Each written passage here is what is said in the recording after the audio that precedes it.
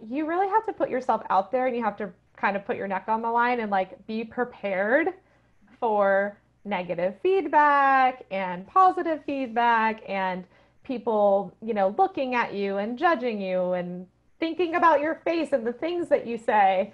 And I think that the more I put myself out there to do those things, obviously, the more comfortable I get with it. I'll never be 100% comfortable. But I do think that doing these kinds of things helps me be more confident, as a musician. Welcome to the Choir Baton, a podcast designed to engage with people in stories, ideas, and inspirations stemming from choir. No other art form, no sport, no hobby, no business requires a group of people to execute a communal goal with just their voices. Join me, your host, Beth Philemon, as I interview guests who are singers, teacher conductors, instrumentalists, and community members. Together, we'll ask questions, seek understanding, and share insight from our experiences in life and in choir. Choir Baton community, I am so stoked to welcome to the Choir Baton podcast for the first time, Tori Cook. Tori, welcome. Hi, thank you so much for having me. Absolutely. So we were just chatting for the first time, like face to face a little bit before this. And I told her, I was like, I feel like I know you because I stalk you, and in a like very legal, safe, normal, let me learn about choir type of way. Yeah, I've been reading your blogs for however long. So Tori is the Director of Sales and Marketing with Chorus Connection, right? Mm-hmm. Yes, that's correct. Awesome. So if someone is listening to this for the first time and they haven't been a stalker on the internet about all businesses choir related like I am, would you share with us a little bit, Tori, about who you are first and foremost, and then we can move into what Chorus Connection is after that? Yeah, that sounds good. So as you mentioned, I'm the Director of Sales and Marketing at Chorus Connection. So that's my day job. Of course, I studied vocal performance and I'm a musician at heart, and that's, what I tend to do at night. So I sing with the Tanglewood Festival Chorus at night. I'm on the board also of the Greater Boston Choral Consortium. And in a past life, before I got tired of doing everything, I was president of another chorus in Boston called Chorus per Musica. And I was also a music director for a small women's chorus here as well. So, all of those things kind of just became too much. And as we know, you don't get paid a lot of money to do these things on the side. And then I was finding that I just didn't have a lot of time for my family and that kind of thing. So I ended up kind of cutting the leadership stuff out, focusing on my day job and just singing for at least for a year. And then, of course, like I took a break for a year, and then the Greater Boston Choral Consortium was like, will you join our board? And now I'm back in all of these things again. So yeah, that's slippery slope. It is a slippery slope. Yeah. I love it. Now, where did you go to? You said you had a vocal performance undergrad, right? Yes. And music theory. I doubled. Yeah, I'm like that weird person who likes music theory, Yeah. I listen to pop music in the car and like try to figure out what the meter is and what repeating music, like rhythmic factors, and how I can teach it. Like, don't throw me under the bus with like, I would be like under a bus with like typical analyzation and all it like Schenker, bless. Yeah. But I mean, I can nerd out about it as well. So yeah, you're in good company. Where did you go to school? Actually, I went to the University of Idaho. So that's where my parents are from Idaho, and they retired there. And so I just went to school there because it was easy. And I ended up, like, kind of long story short, I ended up graduating a year early, and I was going to college when I was 17. So I needed to like stay home, close to home. As a double major, and you graduated a year early. Well, sorry, I graduated high school early. And then I was 17 years old going to college. So I actually had to stay kind of close to my family because apparently you can't even go to like the doctor when you're 17 without your parents, really. Like, I mean, or at least at the time, I don't know if things are different now, but it was just one of those things where I was like, I have to stay close. So I went to the University of Idaho, and they have a really good music school. It's called the Lionel Hampton School of Music. And they have this amazing jazz festival there that I worked at out of school as well. So it's a really great school, and I got a good degree there, and that was that. I love that. I think so much of school is not always like where you went, but what you put into it. Yeah, definitely. That's Definitely. awesome. I was one of those people that was literally involved in everything. I actually was a triple major. Okay. I don't know how long we want to go into this story, Oh, but we have to now. That's like a unicorn. so yeah, it was like, I mean, it was all in the same like vein, so there was a lot of crossover, but I was vocal performance, music theory, and music ed. And then um, Wait, you just somewhere, slid music ed in there. Music ed is like a double degree at a lot of places too. right. I mean, you take all the ed coursework and that, yeah.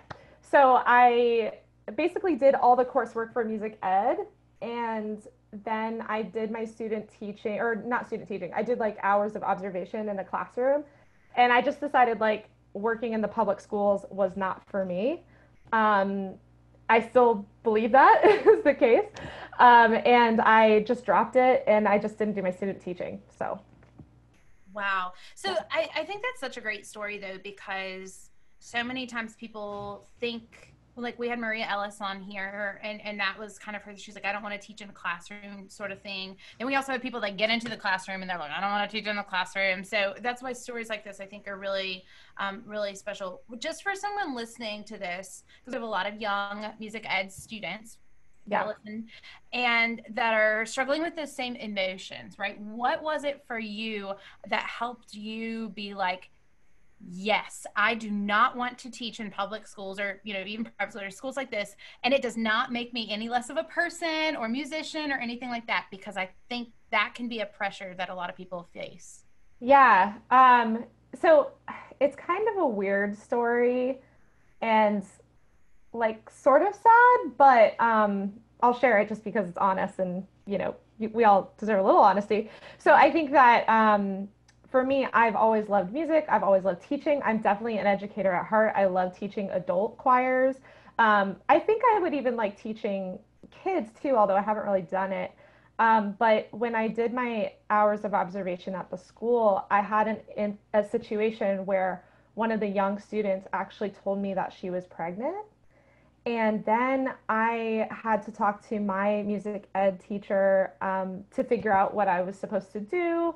And then there was this whole like administrative process of like, oh, you have to go to the guidance counselor and you have to do this and you have to do that. And I wasn't comfortable with any of those types of things.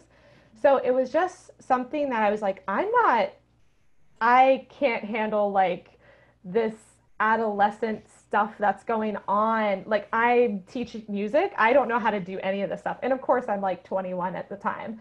So I'm super not equipped to do this. So it was a really, kind of just, it was just a really clear indication to me that I was not ready for that.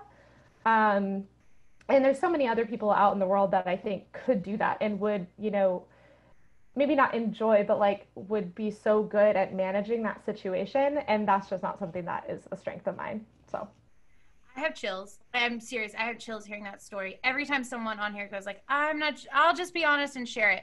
Hands down, I will receive a message from someone after hearing this, having heard that story from you, that it impacted them, because that's so real and so important. And we don't talk about it enough.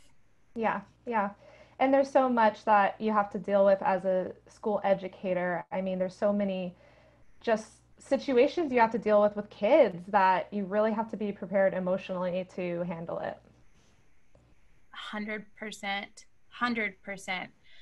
Yeah, nothing prepares, nothing. There's no ed class that can emotionally prepare you when a student is in their office and saying that they think they either are pregnant, they think they're pregnant, or that they've had an abortion because they were forced to from their family or something like that. Hmm. Yeah, and oftentimes, like I don't, this isn't like, there's no data to support this, but like I feel like a lot of times students feel really connected to their music teacher in particular because of the way that music kind of builds community and builds connections with people. So I also feel like music teachers get a lot of that. And they have to deal with a lot of that like emotional baggage and emotional situations and with kids. So Well, and I think that's too why so many of our music teachers in particular are struggling right now, as they're not able to be in person for those kids, all of them, or if they are in person, there's precautions involved that, you know, for their health and the kids' health and the guardians' health and the adults in their lives' health and all of that. It just, and particularly when they've known them for so many years. I mean, there's so many layers, even more to that today. Yeah. Wow. Yeah.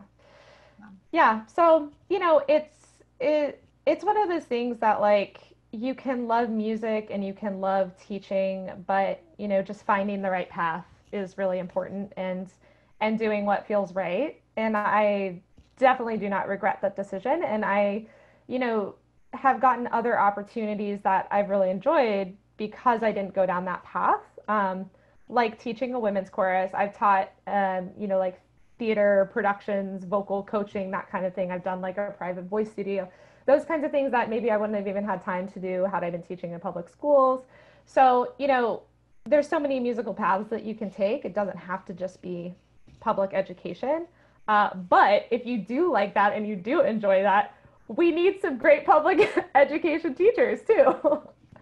So, hands down, hands down. I love that. Well, and I think that's like a great lead in, right, to sales and marketing is education. Like it's yes, just straight up education. it is. And you are doing that on a macro scale with Chorus Connection. Yeah, absolutely. So yeah. Share with us what Chorus Connection is. So, Chorus Connection, the way that I typically describe it in an easy way is that it's a membership management software and ticket sales software for community choruses.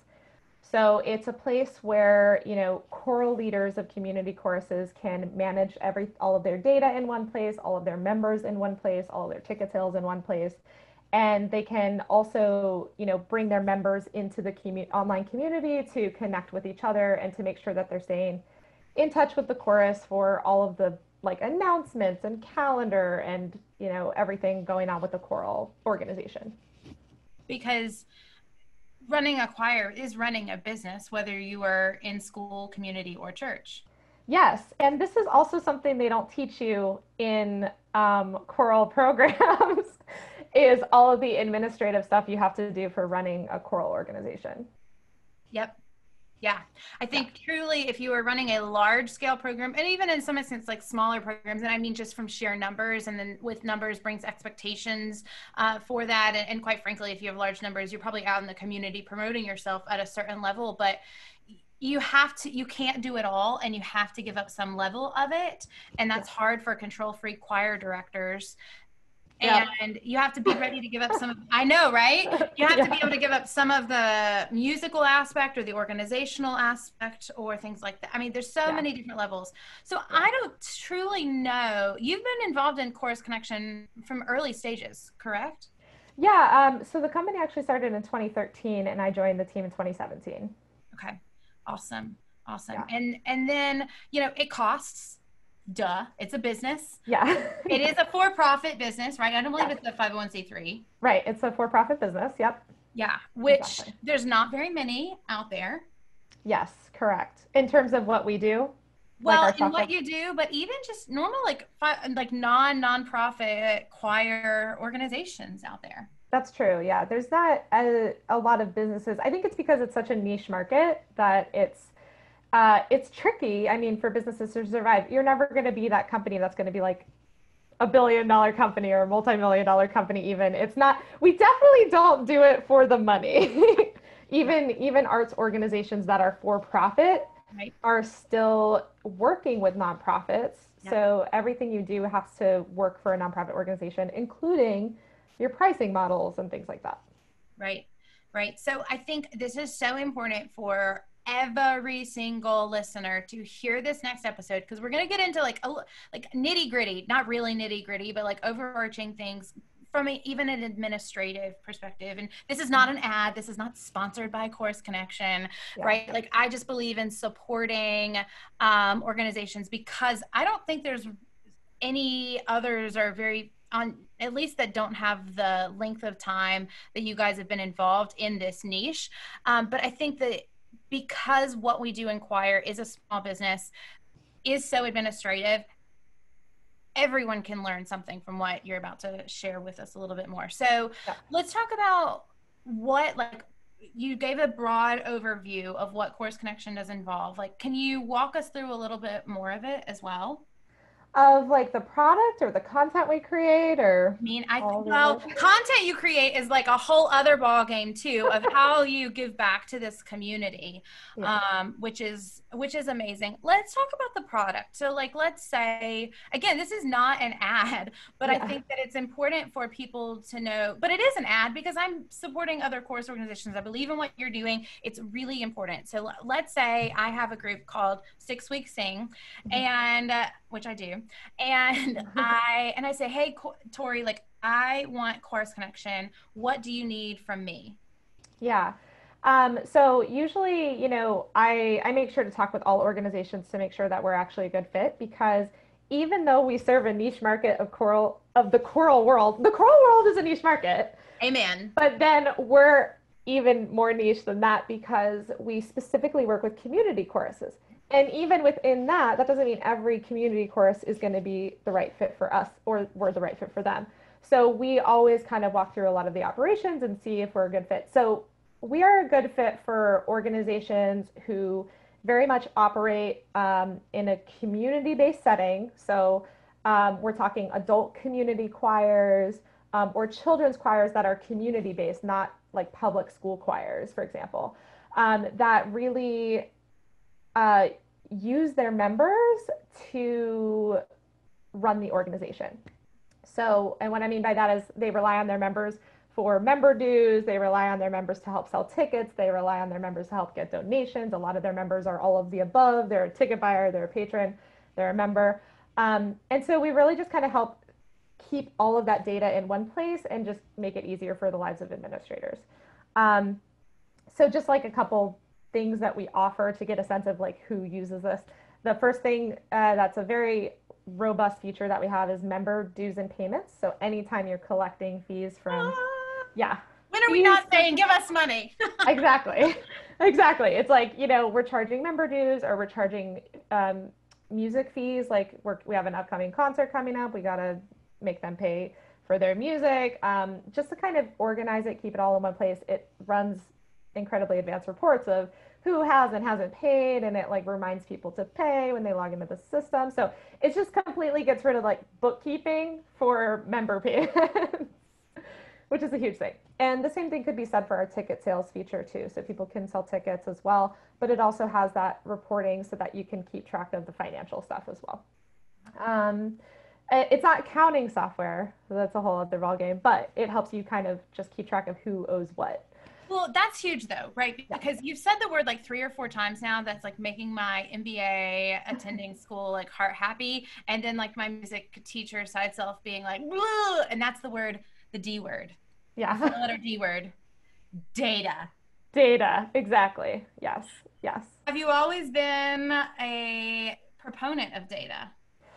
Yes, I'm a big geek when it comes to everything. I mean, as I said, music theory was my thing. I live and breathe data management in marketing too. I mean, in marketing, you always have to keep an eye on, you do like testing, we call it like A/B testing, and you like experiment and you Bro, I'm running optimize. some fast regressions over here. You stay on Yeah. the line, we'll start running some code. I'm with you. Exactly. Yes. So, but I think that music people don't always love data. So even though I'm a freak, I love it, a lot of people are like, I just want to teach music and I don't want to have to deal with spreadsheets and finances and asking people for money or like keeping track of all of this stuff because it takes away from what I want to be doing, which is teaching music. So I think that like that's the kind of thing that Chorus Connection or other choral software companies help solve. But I 110% agree and have no doubt said those words myself. Even as someone that like does enjoy that, for me it's hard to oscillate between the two. I can do one really well or the other really well, but I don't jump back and forth between the two very well. And I challenge listeners who, like myself, have as a teacher generally lived in the creative side and not the spreadsheet side. that when you do take ownership of the data, Mm-hmm. it can transform the music that you can make. Oh, absolutely. Absolutely. Yeah. I mean, I think when I ask people like, who's your audience? Um, or, who's, yeah, like who's your ticket buyer? Who are your donors? Those kinds of things. A lot of people don't know, which is so interesting because, when you're in business and it's your day job and you have 40 hours a week to dedicate to it, that's something you know. You know the demographics of your audience. I think a lot of times music organizations don't have that level of data, and there's a lot of reasons why that is, but so I think like finding the tools that can give you that data without you having to do a lot of work is so important because then you can make sure that your product, your choir concerts, your content that you're producing is relevant to your audience. If you don't know that, you don't really know if what you're doing is relevant. It's like teaching music and like handing kids, well, okay, this is controversial here, but it's like handing kids a Bach motet. Not that you're handing kids a Bach motet, but and you're handing them the music and you're giving them a part track, controversial post here. And I said, go back and learn this piece of music. And then they come in and you're like, okay, they know how to read music. And you're like, turn to measure 32. I need an eighth note rest here. And da da da da da. And they're like, what? Because it's like assuming that they've used the music to be able to learn to read it. And they just use the audio track. And you don't know what they know and what they don't know. Right. That's huge. Yeah. And sometimes you just have to gather the data. But again, it's like, if you're not a data guru, how do you go about doing that? Where do you start? And you guys help people start. I think from a member standpoint, we do. I mean, there's so many pieces of the administrative puzzle. And so, you have donors. So you need donor management software. You have ticket buyers. So you need ticket sales software. You have your members who are a huge part of your organization, which sometimes I feel like is often overlooked. So you need software that manages them. You need accounting software to manage all of your bookkeeping. So it's just all of these pieces of the puzzle, and no company does all of it in one place right now, but everyone does their piece, and you can use those pieces to get the data that you need and hopefully get the pieces to, work together. In an ideal world, Well, I mean, I work also at like a Fortune 500 company, right? And like our different sales teams all use different sales management things and like this, that, and the other. So, yeah. I don't know if we'll ever get to that point where we can all use one. And if anything, I'm so nerdy today with my music analogies. I guess I haven't used them in a couple of days, so I'm excited to like speak the language, right? But it's like handing out people a piece of music and you want a 4-part piece and like utilizing your soprano, alto, tenor, and basses for this. That's what you're doing to make it all sound musical together. Yeah, exactly. Yeah, that's a good analogy. I can't come up with analogies on the spot. That is not a forte of mine. It's probably it's a blessing and a curse because sometimes I come up with them and people are like, no, that didn't work. Yeah. But just the curse of my brain, the beauty and the curse. So I love that. So you handle like the management, the payments. I have no doubt you have probably transformed some choirs' livelihoods, right? Yeah, I mean, definitely. I think that, it's one of those things that sometimes you don't get until you're in it and you're like, why did we ever do what we did before? Right. And I mean, I always speak from personal experience, but like when I was, president of an organization, we just had spreadsheets everywhere. Nobody was talking together. No one was communicating. So something as simple, literally as simple as having a concert roster that was constantly updated and accurately updated was impossible because we had section leaders who were keeping track of it in their own spreadsheets. And then we had like chorus manager and the music director, like in their own spreadsheets. And then like people would email the music director, but not the section leader, or the section leader, but not the music director. And it's like, can we just, use one list? And so just like a simple use case like that, when you start using something like Chorus Connection or other course management software, you're like, oh my God, I can't believe we ever did this. where it was like such an effort and we had to send all these emails to figure out who was just singing this concert. So, Absolutely. that's the kind of stuff we hear all the time. It's just like, oh my gosh, it's so much easier to do it this way. Yeah. Well, I'm sure there's kind of a hurdle, right, for people. Unfortunately, and rightfully so, we live under this mindset of the arts don't have a lot of money. We don't have a ton of money to spend. How are we, we want to do it down and dirty is the only way I can think of describe it. Like, we want to do it like bare bones, have as much margin as possible to put back into things, etc. But this is a leap of faith, I think, it goes back to that outsourcing thing that directors don't want to do, right? Yeah. But I also think I agree. People are looking at budget as like kind of numbers. And I think if you actually looked at the volunteers that you have or even your staff who are managing data, and how if you can save them time, they could be, I don't know, fundraising. They could be, cultivating new donors. They could be promoting the concerts more. I just think that like when you're an organization, you think you have these volunteers who are just doing their like admin stuff, but you're not really utilizing them in the best way to grow your organization. You're just sort of letting them do their thing, and because it makes everybody feel good that they're doing something, but that's not helping you grow if you're wasting time doing things that could just be done more efficiently, if that makes sense. So, we have to work smarter, not harder. Exactly. Yeah, and I'd rather utilize my volunteers to do those things than like I don't want them to be managing data. That's not helping us bring in revenue to sustain our organizations. Or create meaningful content. Like that's another big thing that we all have to do as organizations is create meaningful content. Well, content takes time and you have to have time to do it. If you don't have time and you're just doing all this spreadsheet management, it's just, you don't have that opportunity. And so the people who succeed and who are organizations that are continuing to grow are the ones who have mastered this concept of like, we're not going to waste time. Not waste money. They're not even worried about the money. We're not going to waste time doing things that aren't beneficial for the growth of our organization. So I think time is another thing that we don't look at as much as we do money. Time is the one thing we can never get more of. And we too often forget that. Exactly. Yeah.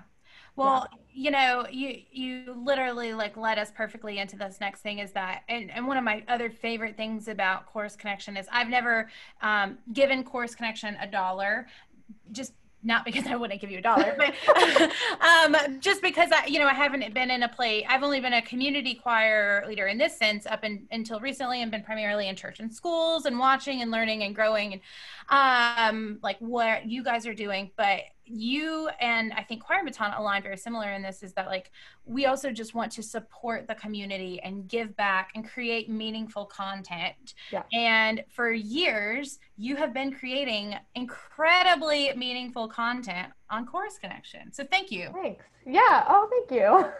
Yeah, I'm glad you like it. Sometimes I write things and I'm like, is this going to make sense to anybody other than me? I hope so. And then I get like a ton of comments with people are like, yes, this is so helpful. And I'm like, okay, good. Isn't that the funniest thing? And then sometimes you will write something or do something and you'll be like, this is going to resonate with so many people. And it's like crickets. Flop. Totally. Yeah, we wrote the season planning ebook for COVID-19, and that was something that I thought would get a lot of traction. Where was I going with this? Writing things and it not always like taking off like you did. And the hours I'm sure that you spent doing that. Oh yes. So that was a really, really big project. But yeah, I mean, that took off really, really well, more than we expected it to. But I also think, I know what I was going to say. So when I was writing it, I was like, I don't know, this just seems so like obvious or like basic. Is this too basic? Is this too like, I don't know, elementary? Like, and I had some friends of mine look it over and they were like, no, I think this is really going to resonate with people. So we launched it and it blew up and I was like, okay, so people really needed this. It wasn't just like me saying something they already knew. I could not agree more. Yes, I did the same thing. So Choir Baton listeners, we might not even edit this out because I'm very real life, but would you like to say hi? Okay. So say hi to Miss Tori. No. Okay. Okay. This is real life in the pandemic world, and I'm opening a cheese stick for my 5-year-old nephew after he's just finished his kindergarten classes. And Oh my gosh. yeah. That's good. Here you go, boo. I need some cheese sticks. Thank you for walking over here nicely and asking. Connor will eat it. He just dropped it on the floor. So the dog will come eat it at some point. But I think too that it is so, like you said it, right? It's the elementary level, and we don't mean elementary, Lord, like, yeah. I always say like steady beat is the hardest musical concept, and we think of it as an elementary concept. And I like know DMAs that struggle with keeping steady beat. We all do, but I have found that too. Like I'll like haphazardly do something, just breaking it down, and then I'm like, oh wait, because I've thought about this 35,000 times. Other people don't have the time that we do to do this, and it speaks to the importance of your work.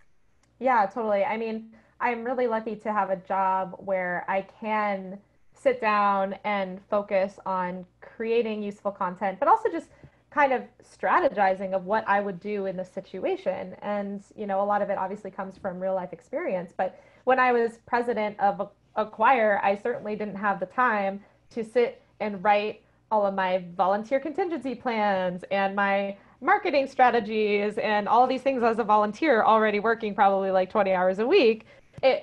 You just don't have the time to do that. So like part of me feels like I'm like that.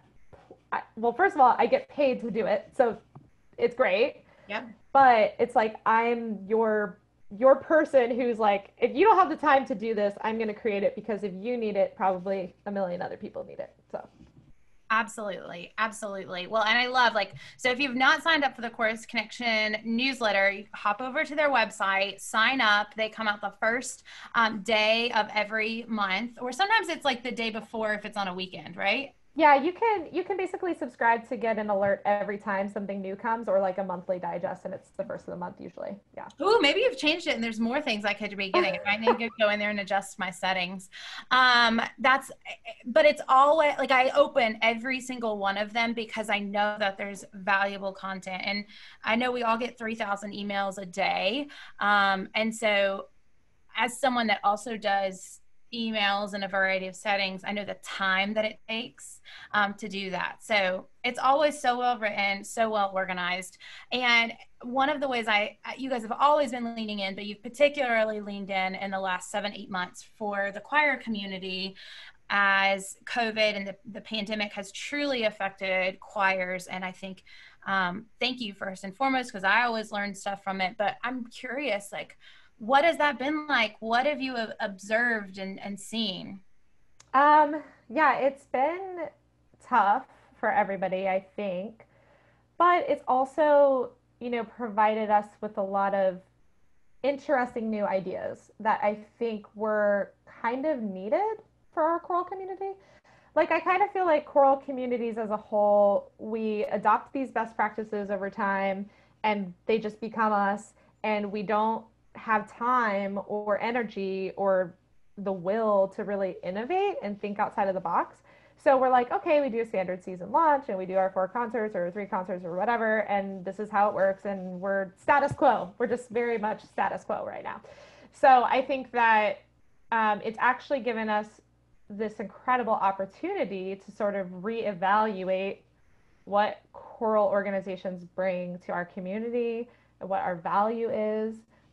And are we, you know, purposeless without performances? I wrote a blog about this too, or I actually did write a blog. We had a guest blogger write about this. And, you know, I think that the answer is no, we still have a purpose, even if it's not performing for live audiences. And so I think that it's just been really, really interesting, even though it's really scary and we have real fears and we're losing revenue and we're worried about the sustainability of our organizations. We've also been given this great opportunity to rethink our purpose. And that's been really cool to see the innovation that's come out of that. Yeah. What are some of the cool examples that you've seen? Well, I just did one recently, and going back to, actually, I don't remember if we said this earlier or not, but like just online people being mean. Oh yeah, yes.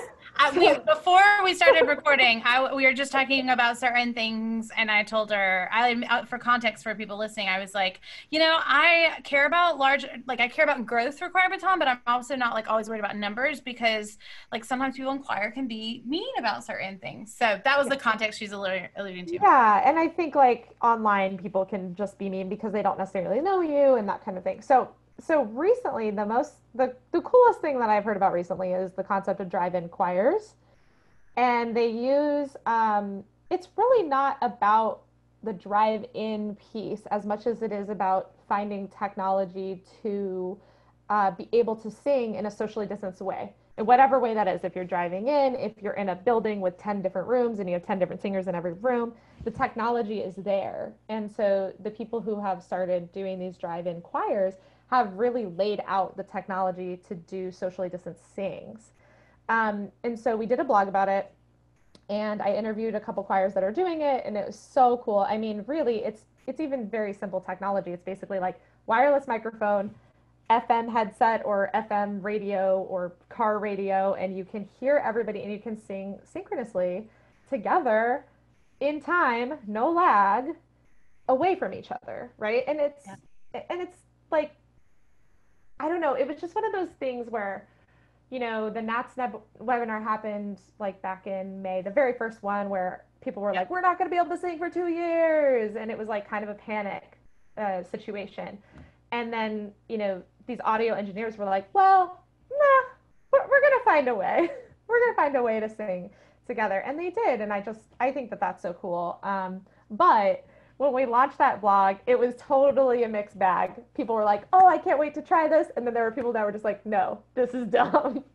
But I'm like, can we just agree that this is like innovative? And yeah, and the only way that people move forward is to continue to adapt and innovate. So it's scary how much we have seen people push back about what choir is and what choir is not through this. And it's been heartbreaking to see some choir teachers be like, online singing, online choir is not choir. And then they're the same people that are complaining they don't have singers in their choir. And yet I can go on TikTok and essentially see versions of choir of people singing together online, and yet choir teachers are saying they don't have singers and you can't sing online. And I'm like, yeah, people are finding ways to sing, right? And I think that I feel like there's always two types of people. There's the people that do like the status quo, and there's the people that challenge the status quo. And like, to an extent, you kind of need both. You kind of need the realists who are like, there are budget restrictions. Right. But then you also need the people that are willing to be like, to challenge that and be like, well, what if we did this? What if we did this? What if we did this? And are willing to make it work. And I think that like, I'm definitely the make it work kind of person. So I am always looking for different ideas and always trying to change, challenge everything that we're doing. But sometimes that does get people riled up a little bit because I did a blog of this at some point about resistance to change, but it's very natural to be resistant to change. It's just part of our psychology. Any sort of change can make us spin. Yeah. Absolutely.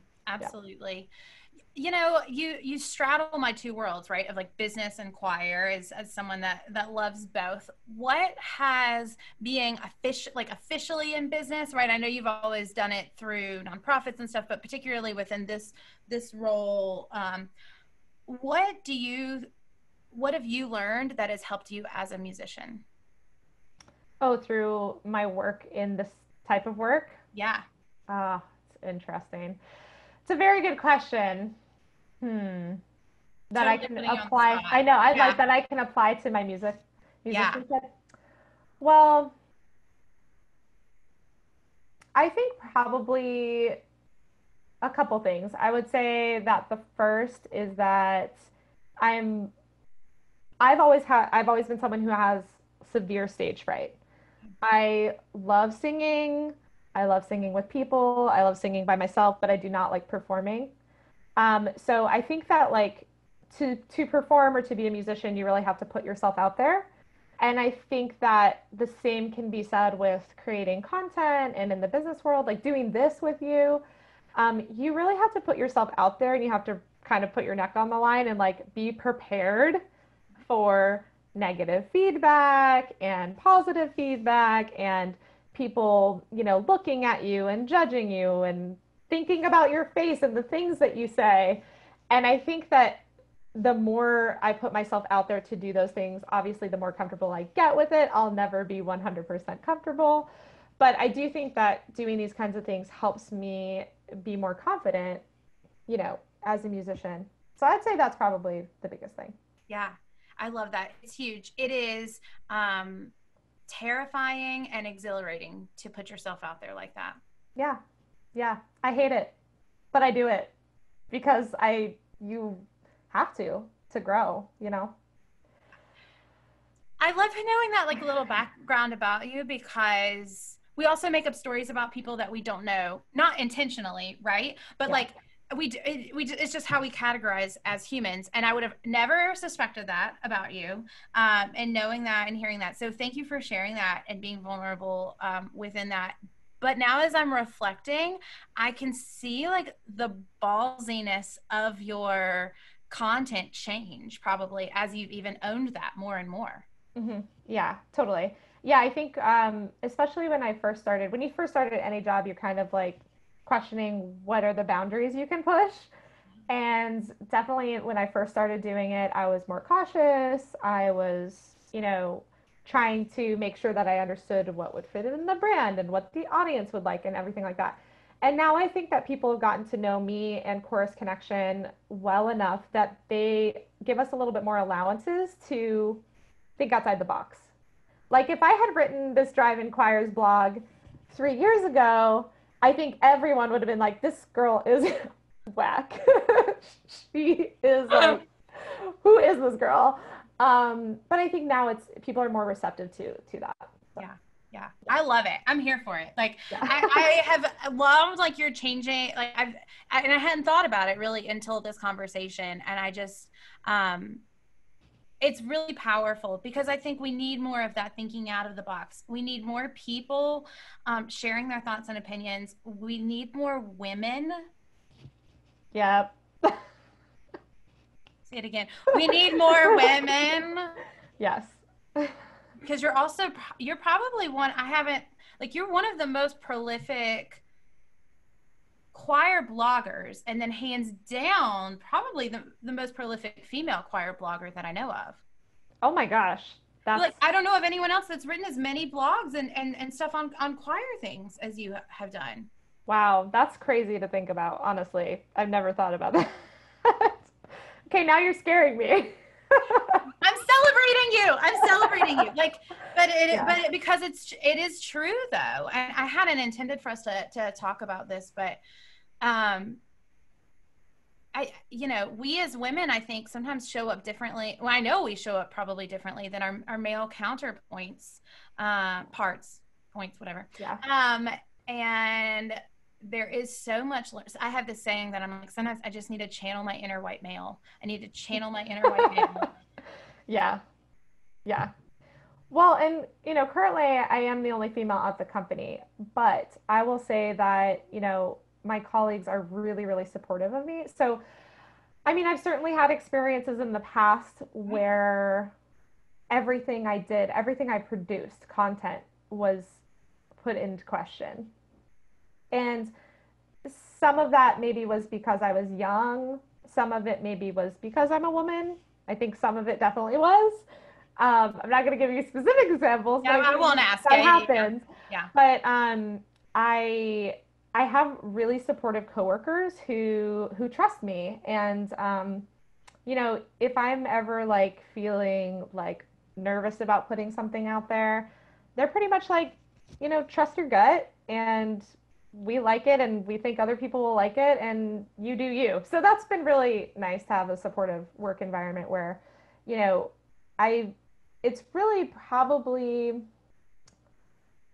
I don't know if I want to say this, but it's probably the first time in a work environment where I've felt fully like I could be myself and that I wouldn't get like reprimanded for it or wouldn't get, I don't know if reprimanded is the right word, but you'd have to be defensive almost. Yeah. Exactly. Yes. Mm-hmm. Yeah, you have to constantly like be prepared to like explain why you're making the choices you're making. And yeah, you have to be on the defensive a lot. I don't think I have to do that here.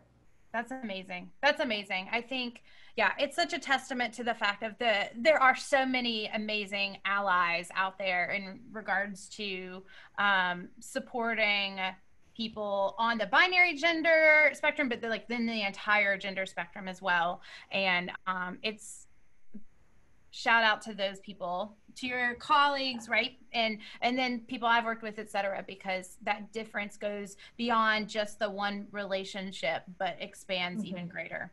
Yeah, definitely. Definitely. Yeah.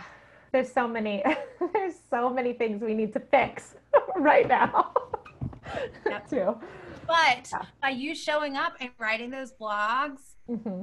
and communicating with people, that's fixing it more than fixing other people, because it's like intrinsically opening their hearts and minds to hearing things. Yeah. Thank you for saying that. That's sweet. I 110% mean it. I 110% mean it.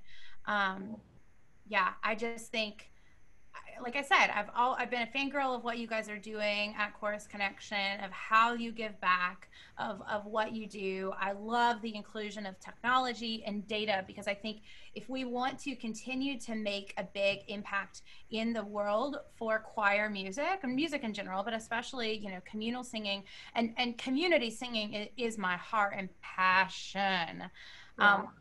Yeah, we could do a whole other episode on that too. And the importance of it, but we have to be smart. We have to work smarter, not harder. We have to use data. We have to use technology. Mm-hmm. Yeah, we're forced to now. You can't get around it at this point. Yeah. Oh, I don't know. There are still some choirs probably trying to get around it. I mean, maybe not this year due to the pandemic, but and we can utilize it, and it can make us better, and it can help us grow and help have more people singing. Yeah, absolutely. 100%. Awesome. Yeah. Well, Tori, it has been so wonderful to have you on the podcast today. Thank you for sharing. Thank you for having me. I really appreciate it. It's been fun. Even though I'm going to grow from this experience, you know? Well, good, because I want to have you on again, because I have more questions I want to pose to you. As you know, I think important topics for us to continue to explore is like how are we doing in community choirs? Mm-hmm. I firmly believe we're going to see more community choirs in the next several years, because we'll see school choirs dissipate some with more online learning. Mm-hmm. And I think if we want choirs to like grow, I think we're going to see more choir teachers leave and then want to start community choirs. And I have a whole, I could talk about this forever. So I'd love your thoughts. But every time I turn on the news, at least once a week, if not more, what is a story that they have featured through this? It is communal singing. Absolutely. Yep. It's important. It is. It is so, if there was ever a time we needed to come together, now is it. Yeah. I'm thinking maybe we need to ditch our Facebook accounts and just keep singing. I just watched The Social Dilemma, and now I'm like, no. As a marketer, I can't say this, but it was stressful. We can cut this, don't worry. No, actually, I think everyone should watch The Social Dilemma, because that is the reason why you can't be adverse to data. Mm-hmm.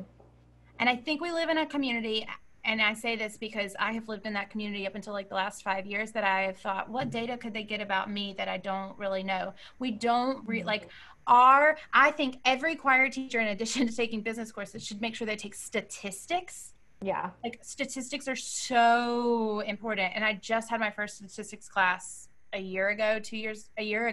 And it was mind blowing. It was mind blowing Yeah. Yeah.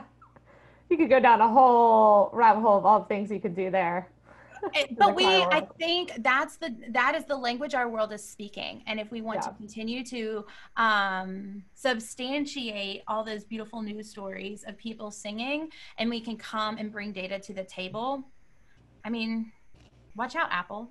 Okay, that might Yeah. have been a little Watch dramatic, out, but Apple.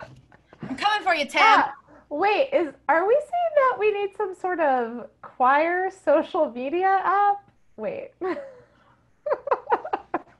All right, I can't Okay. even.